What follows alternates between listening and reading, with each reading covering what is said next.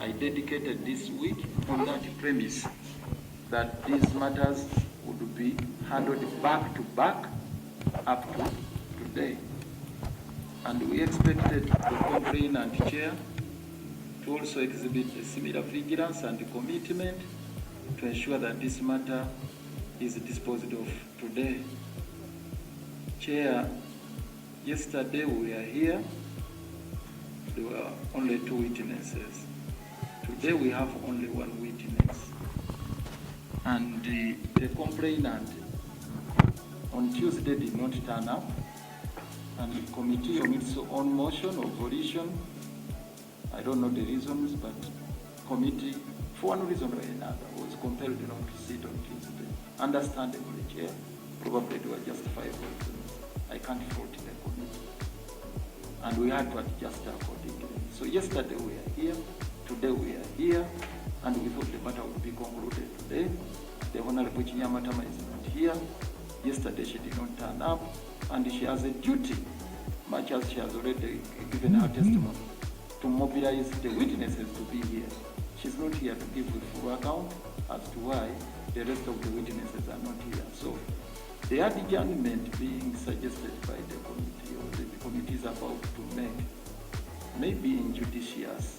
It may prejudice us, Chair, and indeed it will prejudice us, the defense, in that we prepared to have this matter concluded today.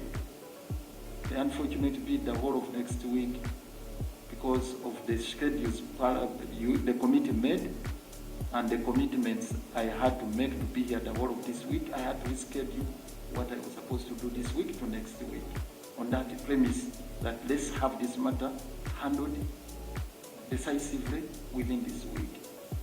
Now, pushing it to next week, it's prejudicing us again, Chair, without even the complainant explaining as to why the witnesses are not here. So, Chair, I would pray, under the circumstances, that you be pleased, Chair, to take a decision to conclude these proceedings today. My client, this is the last issue I'm raising. My client was also scheduled to have been at the earlier communication.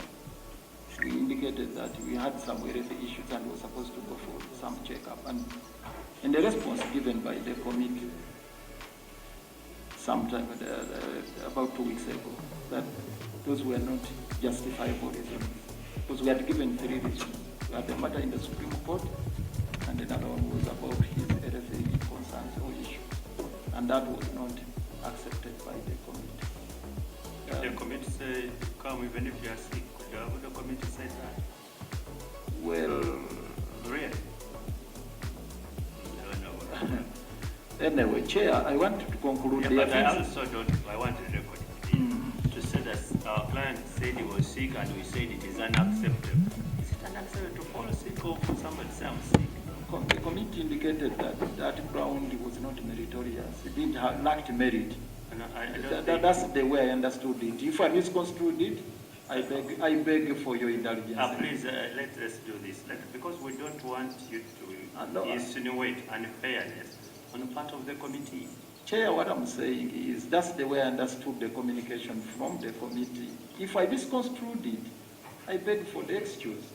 I beg for the excuse, Chair.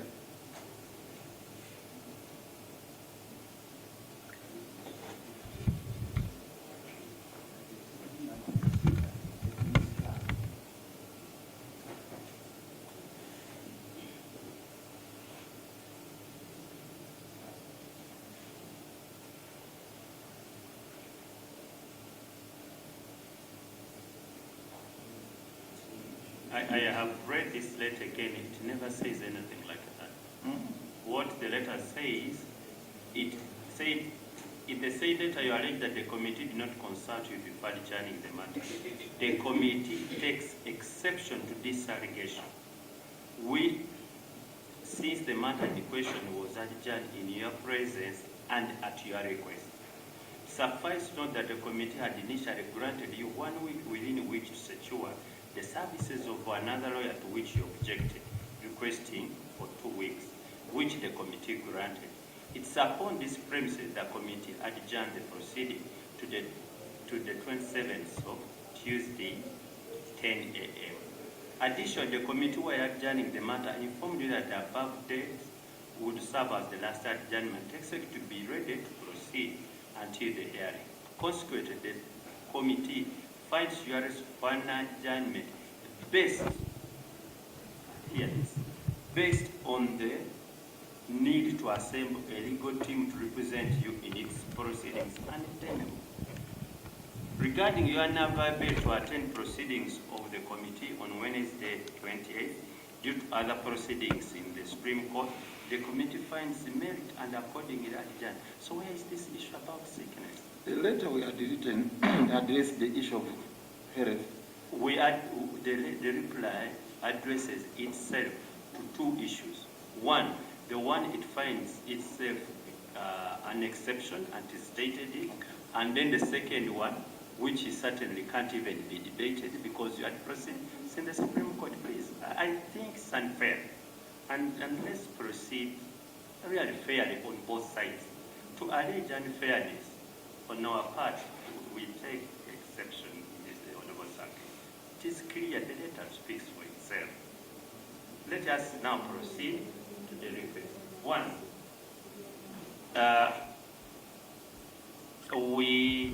we appreciate that we are given ourselves for 2 weeks to conclude this matter, and the reason the matter has gone on a little bit and decided too long. That's number one. Number two, all the witnesses in these proceedings are our witnesses. They're not your witnesses. That's why we suggest, because this is an inquiry, that's why we suggest that if you have a witness, please let us know and we summon. I've also looked at the rules. There is no rule that requires Honorable Nyamatama to be here all the time. There is none. There is no rule that requires under our rules. So whether she is here or not for us, we shall proceed. And we have no apologies because she cannot come here except when she has been summoned. And even when she comes here, she has no right to cross-examine your witnesses. Even you may also decide whether you want it or not. And those are our rules. We are not reinventing the wheel. About the timelines we said, yes, they are very strict, but they are not cast in stone. The lawyers say there is what we call mandatory or what? You know? Yeah, discretion and so on. And that remains within the discretion of the court.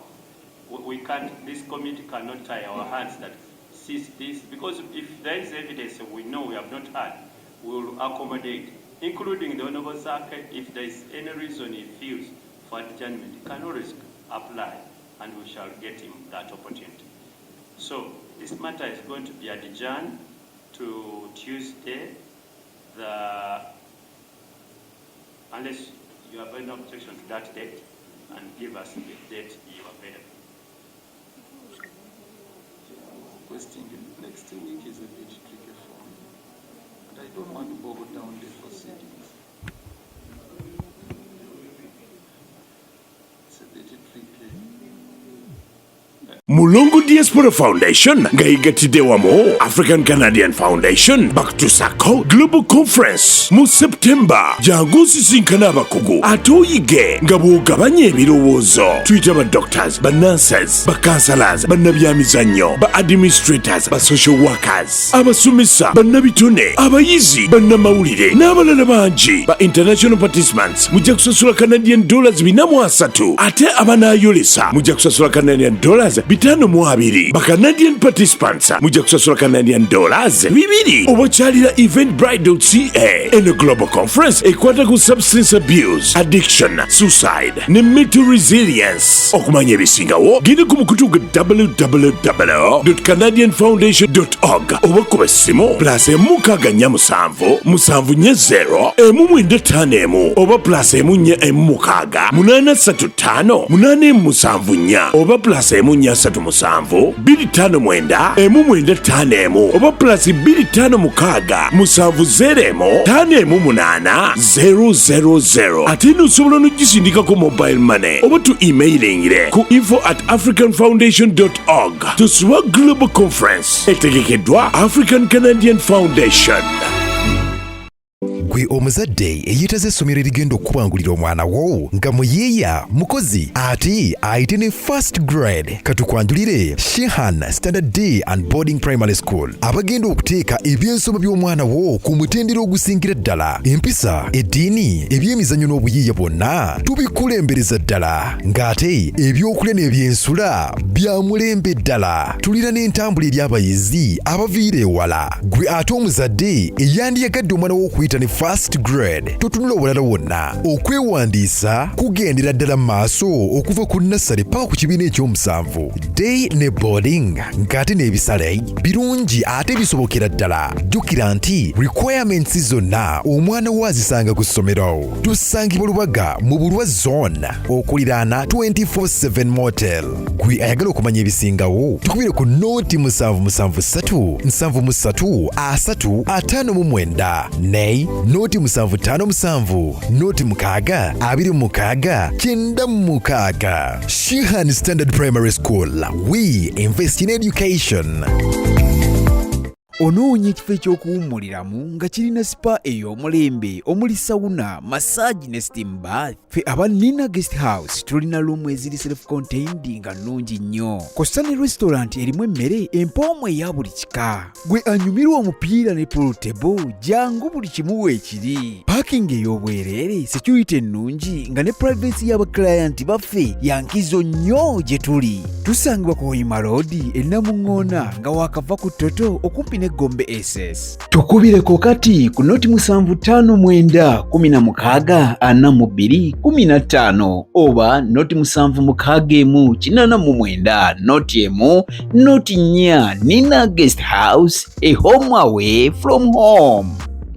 Weewala abafere leka nkwanjuli Ham Connect UG ye kampani egenda okufunira omulimu ebweru w'eggwanga. Tulina emirimu egy'abawala n'abalenzi mu mawanga nga Iraq, Saudi Arabia, Iran, Bahrain, Qatar n'amawanga amalala mangi. Wano ku Ham Connect UG tutunda n'okugula emmotoka ssaako ne airport taxi. Gwe omwana ow'obuwala olina passport oba tolina, jangu ku ofiisi zaffe. Ham Connect UG emirimu gy'abalenzi nagyo tugirina nga ba security guards, ba cleaner, ba housekeeper. Gwe ayagala okumanya ebisingawo tusange ku FB Tower Building ewa Bakuli room number C03 oba tukubire ku namba z'essimu zino noti 757 93 86 61 ne noti 751 55 91 93. Ffe aba Ham Connect UG tutuukiriza ekirooto kyo.